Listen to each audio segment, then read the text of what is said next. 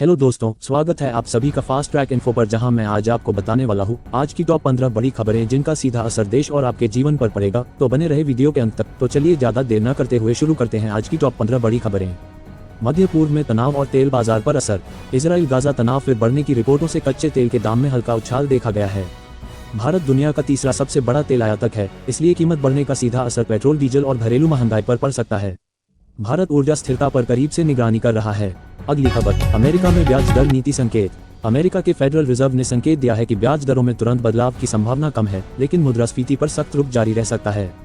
इसका असर विदेशी निवेश प्रवाह और भारतीय शेयर बाजार पर पड़ सकता है। विदेशी फंड्स का मूड भारतीय बाजार की दिशा तय करेगा। अगली खबर, भारत ईयू व्यापार वार्ता तेज। भारत और यूरोपीय संघ के बीच फ्री ट्रेड एग्रीमेंट FTA पर बातचीत के अगले दौर की तैयारी में तेजी आई है। अगर समझौता आगे बढ़ता है तो भारतीय कंपनियों, खासकर फार्मा, टेक्सटाइल और इस सेक्टर के लिए यूरोपीय बाजार में अवसर बढ़ेंगे। दोनों पक्ष टैरिफ रियायतों पर संतुलन खोज रहे हैं। अगली खबर, चीन की अर्थव्यवस्था में सुस्ती संकेत। चीन की औद्योगिक वृद्धि अपेक्षा से धीमी बताई जा रही है। वैश्विक सप्लाई चेन में चीन की स्थिति बढ़ी है, इसलिए इसकी मंदी दुनिया में व्यापार पैटर्न को प्रभावित करती है। भारत के लिए ये दोहरा असर है, कुछ उद्योगों को प्रतिस्पर्धा में फायदा, लेकिन कच्चे माल की लागत पर दबाव संभव। अगली खबर, वैश्विक जलवायु नीति में लॉस एंड डैमेज फंड पर चर्चा।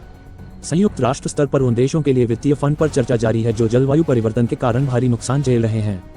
भारत सहित कई विकासशील देश चाहते हैं कि फंड तेज और बिना शर्त उपलब्ध हो।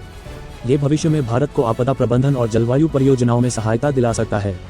तो दोस्तों, ये थी आज की टॉप बड़ी इंटरनेशनल खबरें जिनका सीधा असर देश पर पड़ेगा। तो चलिए अब एक नजर डालते हैं देश से जुड़े हुए खबरों पर, लेकिन उससे पहले आपसे निवेदन है कि अगर आपने अभी तक हमारे चैनल को सब्सक्राइब नहीं किया है तो प्लीज सब्सक्राइब करें। इसमें बस आपको कुछ सेकंड ही लगेंगे, लेकिन हमको इससे एक मोटिवेशन मिलता है आपके लिए ऐसे ही काम करने का। चलिए तो बढ़ते हैं खबरों की ओर। शीतकालीन सत्र की रणनीति तेज। केंद्र सरकार और विपक्ष ने संसद के शीतकालीन सत्र के लिए मुद्दों की तैयारी तेज कर दी है। सरकार अर्थव्यवस्था, रोजगार और टेक्नोलॉजी सुधार से जुड़े बिल आगे बढ़ाना चाहती है। विपक्ष महंगाई, युवाओं की नौकरियों और किसानों के मुद्दों पर दबाव बढ़ाने की रणनीति में है। अगली खबर, कई राज्यों में ठंड की दस्तक और मौसम चेतावनी। उत्तरी भारत में तापमान में गिरावट शुरू हो गई है। मौसम विभाग ने कुछ क्षेत्रों में कोहरा और हल्की बारिश की संभावना जताई है। इससे रबी फसल, यातायात और स्वास्थ्य पर प्रभाव पड़ सकता है। सरकार ने स्कूलों को सर्दी समय बदलने पर विचार का सुझाव दिया है। अगली खबर, पेट्रोल, डीजल और LPG पर संभावित समीक्षा। अंतर्राष्ट्रीय बाजार में तेल की कीमतों में हल्की अस्थिरता बनी हुई है। भारत में अभी दरें स्थिर हैं, लेकिन सरकार ने संकेत दिया है कि आने वाले हफ्तों में पेट्रोल, डीजल और LPG कीमतों की पुनः समीक्षा हो सकती है। इसका प्रभाव सीधे परिवहन लागत और घरेलू बजट पर पड़ेगा। अगली खबर, सरकारी नौकरी और भर्ती प्रक्रिया पर अपडेट। केंद्र और कई राज्यों ने लंबित भर्तियों को चरणबद्ध जारी करने की योजना पर चर्चा की है। युवा संगठनों ने पारदर्शी परीक्षा और समयबद्ध परिणाम की मांग दोहराई है। सरकार ने डिजिटल परीक्षा और भर्ती सिस्टम को और मजबूत करने पर काम करने की पुष्टि की है। अगली खबर, स्कूलों में डिजिटल कंटेंट और AI शिक्षा की तैयारी। शिक्षा मंत्रालय स्कूल स्तर पर डिजिटल सामग्री, व्यावहारिक प्रयोगशाला और AI आधारित सीख को बढ़ाने की नीति पर काम कर रहा है। इससे आने वाले सत्र में NCERT और राज्य पाठ्यक्रम में बदलाव दिखाई दे सकते हैं। लक्ष्य है कि छात्रों की स्किल और समझ दोनों बढ़ें। तो दोस्तों, ये थी आज की टॉप नेशनल खबरें जिनका सीधा असर आप पर पड़ सकता है। इनमें से आपको कौन सी खबर असरदार लगी हमें कमेंट में जरूर बताएं। तो चलिए एक नजर डालते हैं बिहार चुनाव से जुड़े हुए खबरों पर। दूसरे दौर के मतदान की तैयारी पूरी, सुरक्षा कड़ी। बिहार में 11 नवंबर को दूसरे चरण का मतदान होगा। चुनाव आयोग ने संवेदनशील बूथों पर केंद्रीय सुरक्षा बलों की तैनाती बढ़ाई है। कई मतदान केंद्रों पर वेबकास्टिंग, CCTV और ड्रोन निगरानी की व्यवस्था होगी। प्रशासन ने मतदाताओं से शांतिपूर्ण और अधिक से अधिक संख्या में मतदान करने की अपील की है।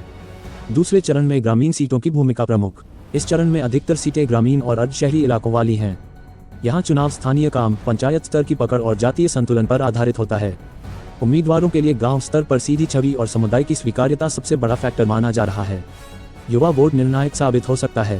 11 नवंबर के मतदान में 18 से 35 उम्र के मतदाताओं की संख्या सबसे अधिक है। युवाओं के बीच नौकरी, कौशल प्रशिक्षण, सरकारी भर्ती और माइग्रेशन के मुद्दे प्रमुख हैं।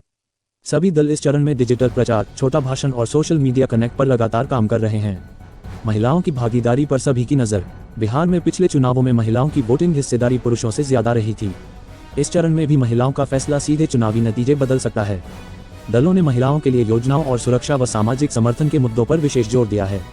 वोट प्रतिशत से राजनीतिक हवा का रुख साफ होगा। दूसरे चरण का कुल मतदान प्रतिशत यह संकेत देगा कि किस गठबंधन का माहौल मजबूत है। अगर ग्रामीण और युवा वोट अधिक संख्या में निकले तो विपक्ष को फायदा, जबकि संगठित बूथ नेटवर्क मजबूत हुआ तो सत्ता पक्ष को बढ़त मिल सकती है। शाम तक राजनीतिक संकेत बनना शुरू हो जाएगा। आपको क्या लगता है दोस्तों, इस बार बिहार में किसकी सरकार बनेगी, हमें कमेंट में जरूर बताएं। तो दोस्तों ये थी आज की टॉप 15 बड़ी खबरें। फटाफट जानकारी पसंद आई हो तो लाइक करें और आगे ऐसे ही खबरें जानने के लिए चैनल को सब्सक्राइब जरूर करें। तब तक के लिए मिलते हैं अगले वीडियो में अगली खबरों के साथ।